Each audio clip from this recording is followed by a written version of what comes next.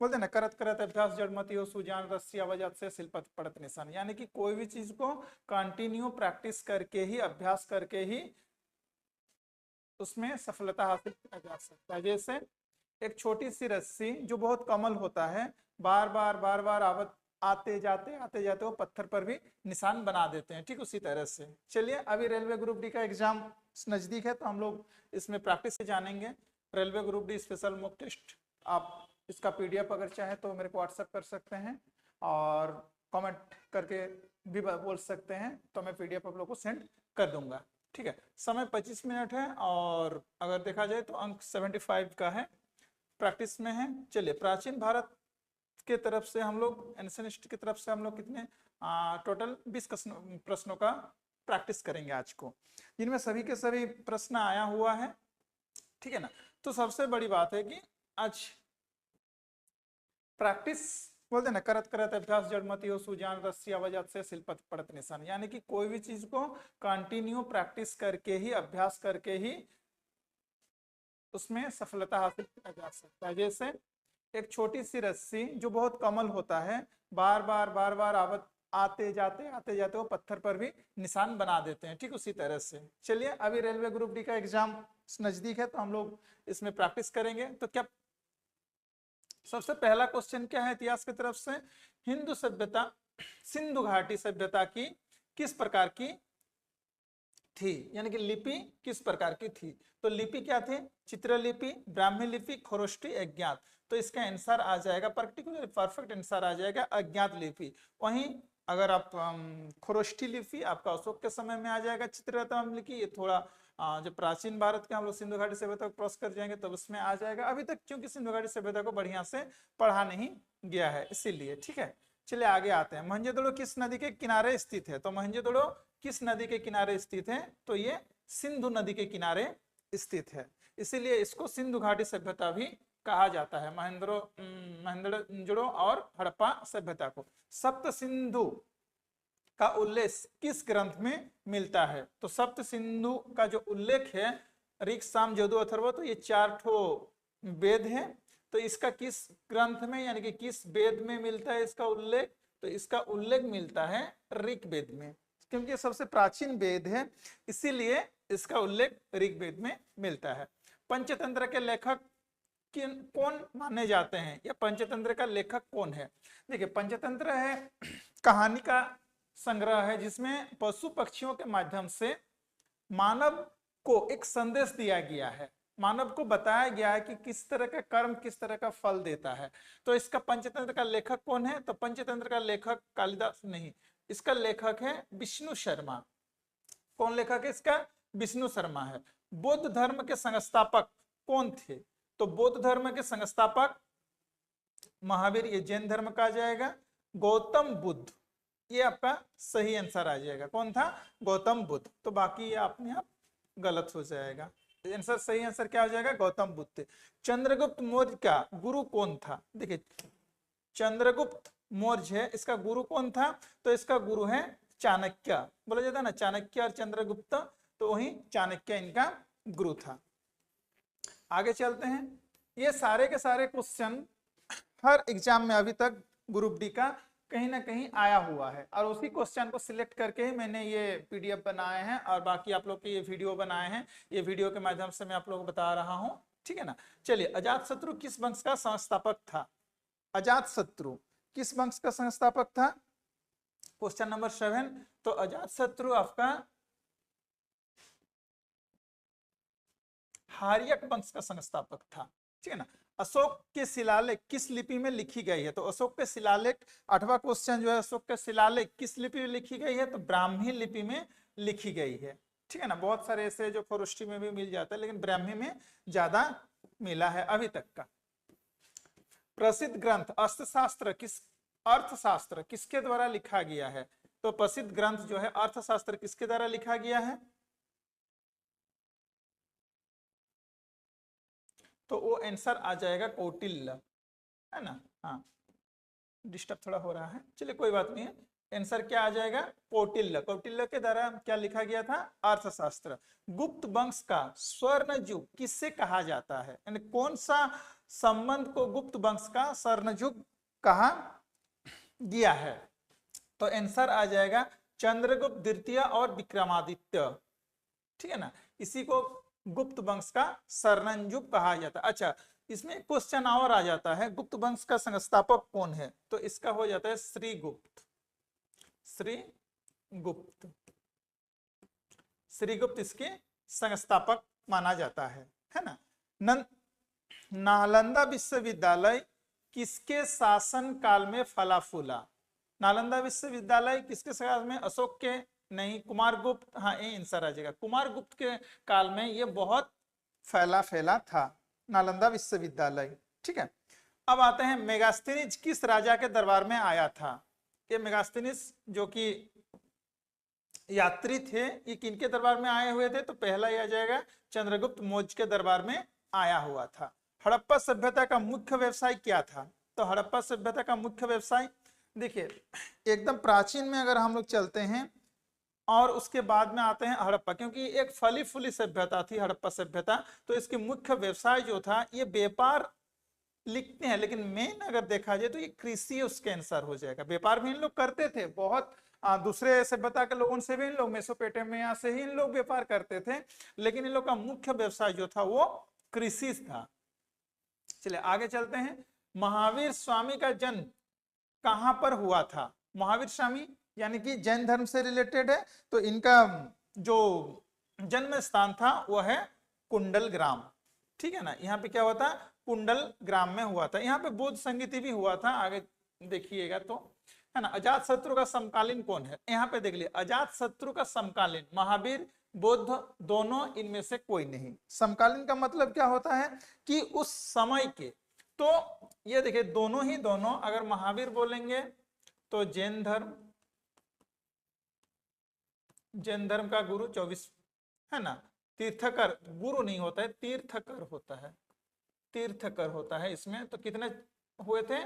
24 तीर्थकर हुआ था टोटल, किसमें? जैन धर्म में होते हैं। और वहीं बौद्ध में पहला और फर्स्ट यानी कि यही गौतम बुद्ध ही, ठीक है। तो ये अजात शत्रु के काल समकालीन बोला गया है, तो ये दोनों ही अजात शत्रु के समकालीन थे। इसका आंसर क्या हो जाएगा? फिर सी नंबर आंसर हो जाएगा। रामायण किसके द्वारा लिखा गया है? रामायण किसके द्वारा लिखा गया है? तो रामायण वाल्मीकि के द्वारा लिखा गया है, ठीक है ना। वहीं कालिदास के द्वारा, तुलसीदास के द्वारा, तुलसीदास के द्वारा संपूर्ण रामायण, या इसको हम लोग बोलते हैं रामचरितमानस,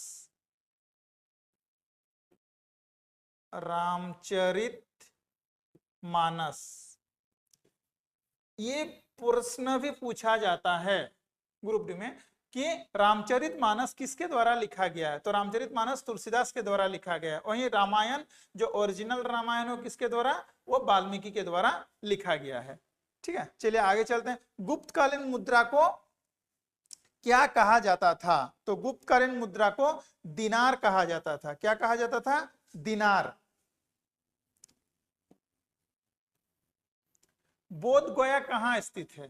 बोध गया बहुत फेमस स्थल है, और बोध गया, है ना, तो ये बिहार में स्थित है। कौन सा ग्रंथ गौतम बुद्ध की जीवनी से संबंधित है? महावंश, दीपवंश, जातक कथाएं, उपनिषद। तो ये आ जाएगा जातक कथाएं। ये किससे संबंधित है? गौतम बुद्ध के जीवन से संबंधित है।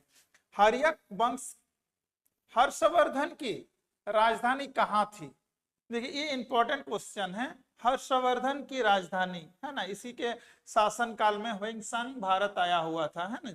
और इसकी राजधानी कहाँ पे थी? तो कन्नौज, पाटलिपुत्र, उज्जैन और दिल्ली। अगर ऑप्शन में 4 है तो इसका जो आंसर होगा वो ए नंबर होगा, कन्नौज में, ठीक है। चलिए अभी आगे चलते हैं। भारत का सबसे बड़ा राज्य, यानी कि यहाँ पे 20 क्वेश्चन हो गया, तो इतिहास यहाँ पे खत्म हो गया, ठीक है ना। चलिए कमेंट, सब्सक्राइब और लाइक कर दिए चैनल को, ताकि इस तरह का वीडियो हम आप लोग के लिए आगे कंटिन्यू लाते रहें। अब आगे चलते हैं, भारत का सबसे बड़ा राज्य क्षेत्रफल के अनुसार कौन सा है? तो क्षेत्रफल के हिसाब से देखेंगे और अगर जनसंख्या के हिसाब से देखेंगे तो अलग अलग होते हैं। तो क्षेत्रफल के हिसाब से सबसे बड़ा राज्य हो गया आपका राजस्थान। भारत का सबसे बड़ा नदी डेल्टा कौन सा है? तो नदी डेल्टा यानी कि दो नदियों को मिला करके जो क्षेत्र बनता है उसी को क्या कहा जाता है? नदी डेल्टा। तो सिर्फ भारत का ही नहीं, विश्व का सबसे बड़ा नदी डेल्टा यहाँ पे है गंगा और ब्रह्मपुत्र का नदी, जिसको हम लोग सुंदरबन के नाम से भी जानते हैं, सुंदरबन के नाम से जानते हैं। ठीक है, चलिए अब आगे चलते हैं। भारत का सबसे ऊंचा जलप्रपात कौन सा है? भारत का, देखिए क्या पूछा जा रहा है, भारत का। तो भारत का सबसे ऊंचा जलप्रपात हो जाएगा, वहां ऊंचाई की दृष्टि से कुचिकल फॉल्स, सी नंबर इसका आंसर हो जाएगा। ठीक है ना, जोग या गरशप्पा लेकर माना जाता था, लेकिन अभी सी नंबर आंसर हो जाएगा। हिमालय पर्वत की सबसे ऊंची चोटी कौन सी है? तो हिमालय पर्वत की सबसे ऊंची चोटी आपका आ जाएगा एवरेस्ट। एवरेस्ट की ऊंचाई है 8,848 या 8,850, किसी किसी बुक में इस तरह से दिया हुआ रहता है, मीटर में रहता है। ठीक है, भारत का सबसे अधिक जनसंख्या वाला राज्य कौन सा है? सबसे अधिक जनसंख्या बिहार, उत्तर प्रदेश, महाराष्ट्र या पश्चिम बंगाल? तो आंसर आ जाएगा आपका बी नंबर यानी कि उत्तर प्रदेश। भारत का धान का कटोरा किससे कहा गया है? ठीक है, 26 नंबर क्वेश्चन है और 26 नंबर क्वेश्चन में पूछा गया कि भारत का धान का कटोरा किसा क्या है? तो सबसे ज्यादा धान जहां उगेगा वहीं पे होगा। तो सबसे ज्यादा धान कहां पे उगता है? ना उत्तर प्रदेश में उगता है। तो आंसर क्या हो जाएगा? ए नंबर आंसर हो जाएगा। ठीक है, उसी तरह से नेक्स्ट क्वेश्चन में, नर्मदा नदी कहां गिरती है? देखिए नर्मदा नदी कहां गिरती है, तो इसका एकदम है एंटी रिवर। तो नर्मदा एंड तापी नदी ये दोनों कहां गिरता है? जैसे ये भारत का मानचित्र अगर मान लेते हैं, ठीक है ना, तो इधर बाय ऑफ बंगाल, इधर हिंद महासागर, हिंद महासागर है ना, और इधर आपका है अरब सागर, अरब सागर। तो नर्मदा एंड तापी ये दोनों ही अरब सागर में आकर के गिरती है। ठीक है, तो ये अरब सागर इसका आंसर हो जाएगा, ना कि ए नंबर इसका जो होगा वो सही आंसर हो जाएगा। ठीक, अब थार रेगिस्तान किस राज्य में है? तो भारत का एकमात्र, अब थोड़ा सा यहाँ पे चले जाइए, गुजरात का थोड़ा सा ऊपर में अगर हम लोग आते हैं तो वो वाला जगह को क्या बोला जाता है? राजस्थान। तो राजस्थान में एकमात्र भारत का रेगिस्तान है जो वो थार रेगिस्तान वहां पे है, राजस्थान का थार। तो ये आंसर हो जाएगा राजस्थान। ठीक है, भारत में सबसे अधिक कॉफी, कॉफी कहाँ उगाया जाता है? तो देखिए कॉफी कहाँ उगाया जाता है, तो इसका आंसर हो जाएगा आपका तमिलनाडु तो नहीं, केरल भी नहीं, कर्नाटक आंसर, आंध्र प्रदेश नहीं होगा। सबसे ज्यादा कर्नाटक में, और यहाँ पे सोना भी है, सबसे गहरी वाली खान है ना, पोलर के खान वहां पे। सैटेलाइट वैली नेशनल पार्क कहाँ स्थित है? Sorry satellite valley, silent valley, ये कहाँ पे स्थित है साइलेंट वैली? तो इसका जो आंसर आ जाएगा वो केरल में हो जाएगा। ठीक है, इसका आंसर क्या हो जाएगा? केरल आंसर आ जाएगा। चलिए आगे चलते हैं, भारत का सबसे बड़ा बंदरगाह कौन सा है? देखिए भारत का, यहाँ ये नहीं पूछा गया है कि प्राकृतिक है कृत्रिम है, ठीक है ना, कृत्रिम और प्राकृतिक में अलग अलग होते हैं, लेकिन यहाँ पे क्या है, सबसे बड़ा बंदरगाह कौन सा है? तो अगर सबसे बड़ा अगर बोला जाता है तो प्राकृतिक में मुंबई है, तो सबसे बड़ा क्या हो जाएगा? मुंबई। भारत का सबसे ऊंचा पठार कौन सा है? तो भारत का सबसे नहीं, विश्व का सबसे ऊंचा पठार भी इसी में आ जाते हैं। वो कौन हो गया? दक्कन का पठार, और तिब्बत का पठार भी इसी को कहा जाता है। ठीक है ना, दोनों भी इसी में आ गया, तिब्बत में दक्कन का पठार सबसे ये है। गंगा नदी का उद्गम स्थल कहाँ है? तो गंगा नदी का उद्गम स्थल, एक्चुअल में गंगा जहां से निकलते हैं दो नदी मिलकर के, एक होता है अलकनंदा, अलकनंदा, और एक होता है भागीरथी, भागीरथी। ये दोनों मिल करके गंगा का निर्माण करता है। ठीक है ना, तो यहाँ पे कहां से निकलते हैं? गंगोत्री ग्लेशियर से ये गंगा नदी निकलते हैं।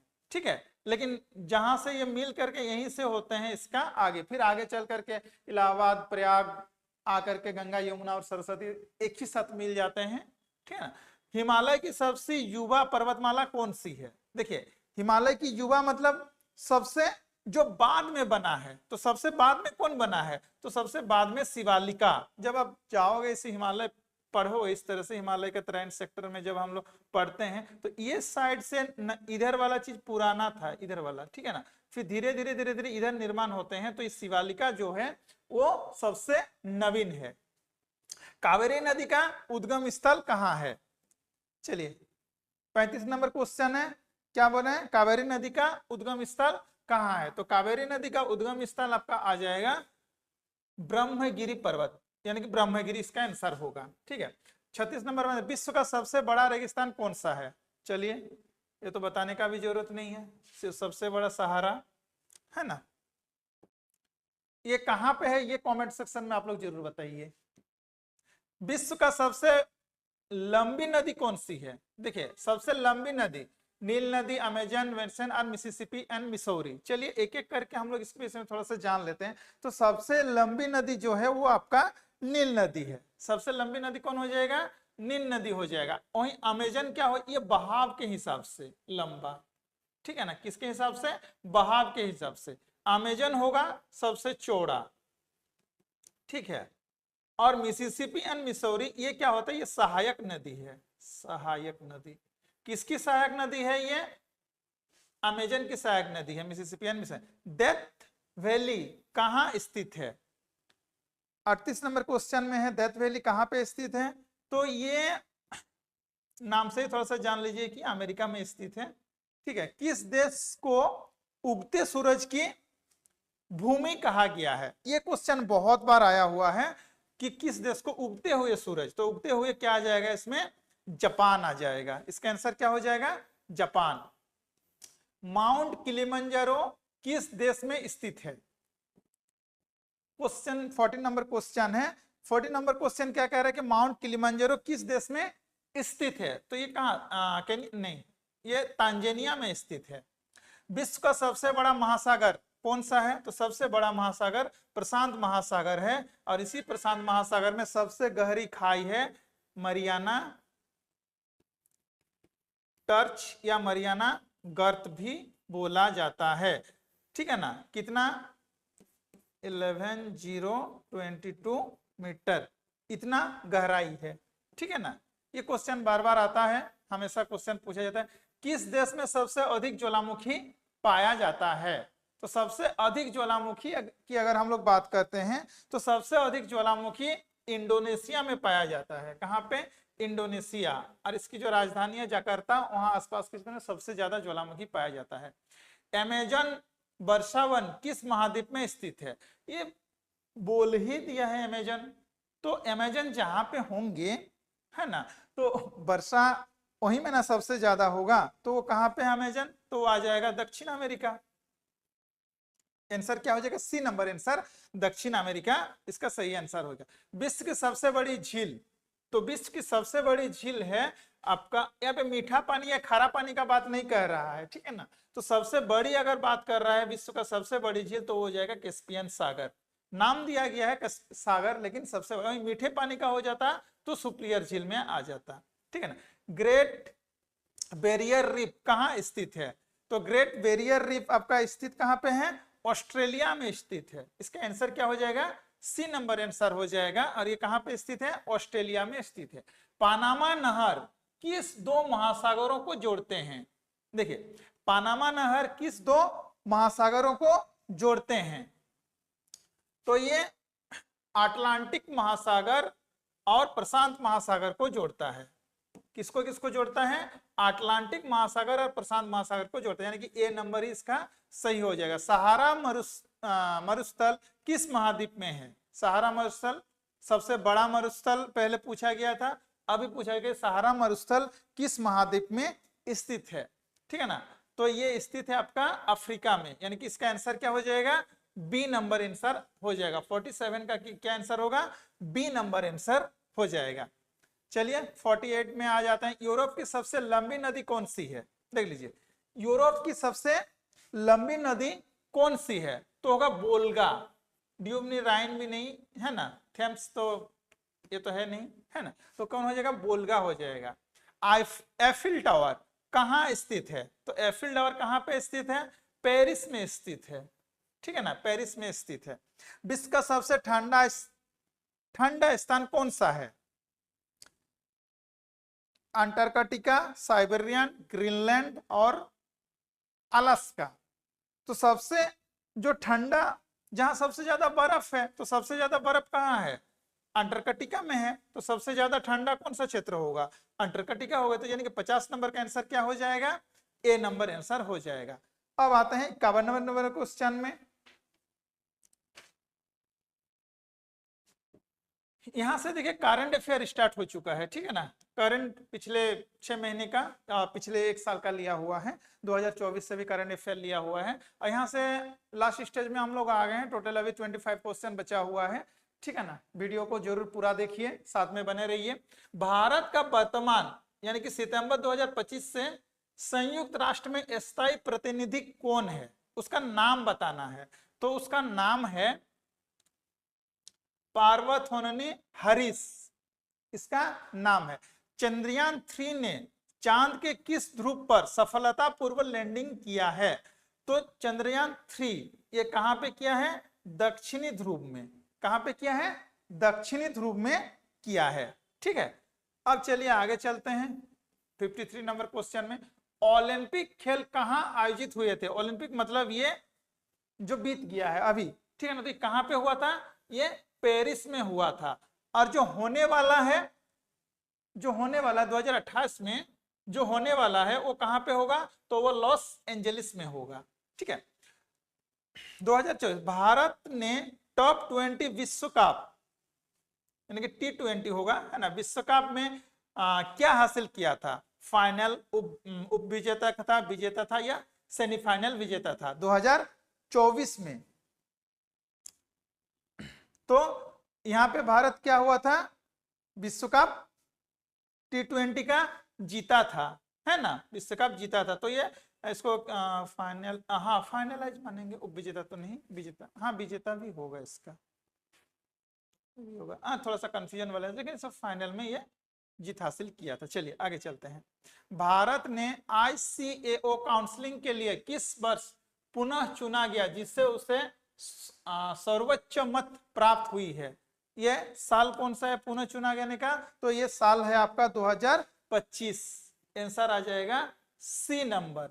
भारत का कृषि उत्पन्न, ठीक है ना, 56 नंबर में भारत का कृषि उत्पन्न 2024-25 में लगभग कितनी फसलें माप के अनुसार, जो 24-25 में कितना है? इसका आंसर थोड़ा सा अप डाउन बता रहा है जो। चलिए इसका आंसर आप लोग कमेंट करके दीजिएगा। भारत एवं इंडोनेशिया ने किस क्षेत्र में संयुक्त समझौता किए हैं? 57 नंबर क्वेश्चन में क्या होता है? भारत और इंडोनेशिया में किस समझौता किया है? तो रक्षा एवं समुद्री सुरक्षा, आंतरिक वित्तीय व्यापार और शिक्षा। तो इसका आंसर जो होगा रक्षा एवं समुद्री सुरक्षा। आंसर क्या आ जाएगा? रक्षा एवं समुद्री सुरक्षा। रक्षा एवं समुद्री सुरक्षा, ठीक है ना। इसका बी नंबर आंसर हो जाएगा। 2025 में महाराष्ट्र और पश्चिम बंगाल ने किस क्षेत्र में सबसे अधिक ध्यान आकर्षण किया? देखिए महाराष्ट्र और पश्चिम बंगाल ये दो क्षेत्र है। तो किस क्षेत्र में? विदेशी पर्यटक, आयात, वित्तीय निर्माण और तकनीकी स्टार्टअप। तो इसमें जो सबसे ज्यादा हासिल किया है पश्चिम बंगाल और महाराष्ट्र 2025 में, वो है तकनीकी स्टार्टअप में, ठीक है। ये कारण न्यूज के में है। भारत ने किस वर्ष चौगस द्वीप समूह संधि का स्वागत किया? ये करंट अफेयर में क्या पूछा है? चौगस द्वीप समूह। तो इसका आंसर क्या हो जाएगा? अभी लेटेस्ट में ये चीज चल रहे हैं, तो इसका आंसर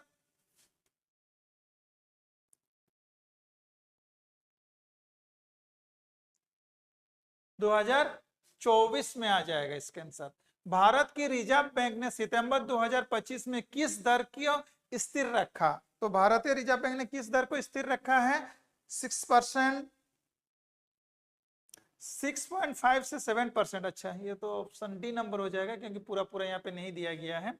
चलिए कोई बात नहीं। भारत ने G20 शिखर सम्मेलन 2024 की मेजबानी किसने की थी?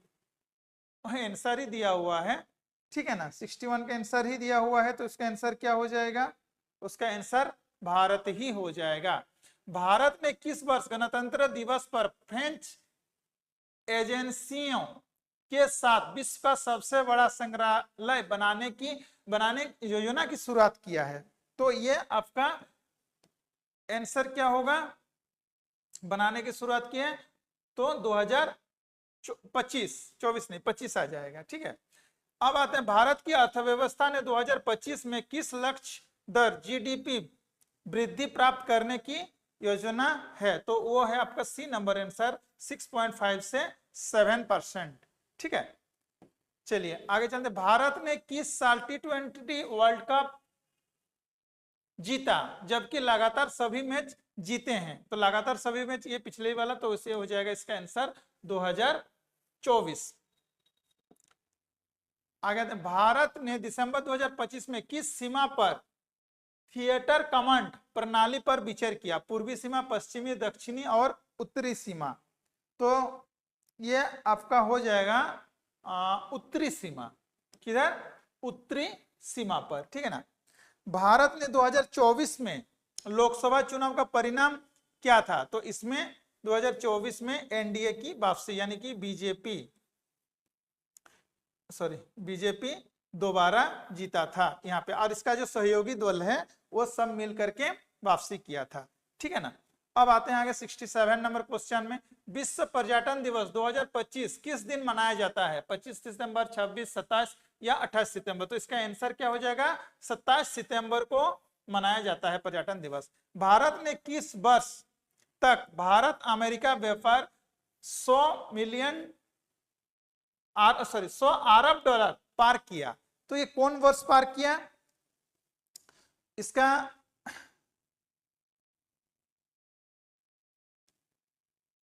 हाँ, ये 2025 में पार किया है, और बैन ऑन लगने के पहले में, ठीक है ना। जितना सारा चीज हुआ 2025 में भारत ने किस देश के साथ स्वच्छ ऊर्जा साझेदारी को गहरा किया? ऊर्जा साझेदारी को, तो इन्होंने किसके साथ ऊर्जा साझेदारी को गहरा किया है? तो अमेरिका, जापान, ऑस्ट्रेलिया और रूस। तो यहाँ पे आंसर क्या हो जाएगा? अमेरिका।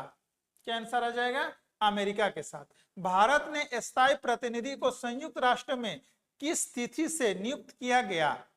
किस तिथि से नियुक्त किया गया? तो 1 अगस्त 2024, 1 सितंबर 2024, 1 अक्टूबर 2024 या 1 नवंबर 2024। तो इनसे आंसर आ जाएगा 1 सितंबर 2024 से नियुक्त किया गया है, ठीक है। आगे चलते हैं, 2025 में भारत ने किस देश को टैक्सी हटाने की नीति दी? पाकिस्तान, अफगानिस्तान, श्रीलंका और मालदीव। तो आंसर आ जाएगा यहाँ पे मालदीव को। क्या आंसर आ जाएगा? मालदीव। भारत ने 2024 में खेलों में कौन सी पदक जीता? भारत ने 2024 में खेलों में कौन सी पदक जीता? अच्छा, भारत ने ज्यादातर पदक कौन सा जीता था, है ना? किसमें? इसमें अच्छा, ओलंपिक में स्वर्ण पदक, रजत पदक, कांस्य, अरे तीनों ही तो जीता है। अच्छा, इसका आंसर आ जाएगा डी, तो उपरोक्त सभी पदक जीता है। किस देश ने 2025 में मोबाइल फोन को कक्षाओं में प्रतिबंधित करने की घोषणा की? चीन, दक्षिण कोरिया, जापान और सिंगापुर। तो इनमें कौन है कक्षा में मोबाइल का इस्तेमाल है? वो जापान, ठीक है ना।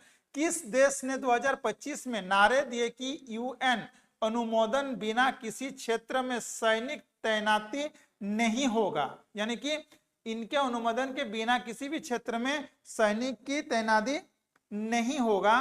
तो भारत, चीन, अमेरिका, रूस। तो इसका आंसर आ जाएगा चीन, ठीक है। चलिए आगे चलते हैं। भारत ने किस वर्ष अपने निर्यात में 5.50% की वृद्धि दर्ज की है? 2023-24, 24-25, 25-26, 22-23। नहीं, इसका आंसर आ जाएगा 24-25 में, ठीक है। तो ये था लास्ट क्वेश्चन आज का। और चलिए अभी आप लोग पूरा बने रहने के लिए आप सभी का धन्यवाद। साथ ही साथ अगर वीडियो अच्छे लगे तो लाइक, कमेंट और सब्सक्राइब जरूर कर दीजिए, चैनल को मोटिवेशन बना रहेगा। मैं हर सब्जेक्ट का पर्टिकुलर इस विषय में हर टॉपिक को, हर अध्याय को लेकर के नए नए वीडियो ला रहे हैं, जिसमें आपका जितने भी वनडे एग्जाम है, जितने भी वनडे एग्जाम